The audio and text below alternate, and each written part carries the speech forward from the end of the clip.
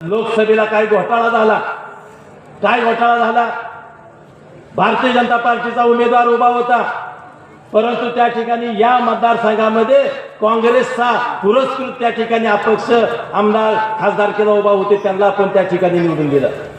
माझा आपल्याला सगळ्यांनाच प्रश्न, ज्या काँग्रेसनं 50 वर्ष आपल्याला त्या ठिकाणी पाणी दिलं नाही, त्या माणसाला आपण त्या ठिकाणी निवडून दिलं कालच्या लोकसभेला. कुठं आहे खासदार आता ते? कुठे दिसतेत का खासदार ते? आता ही चूक पुन्हा होणार नाही ह्या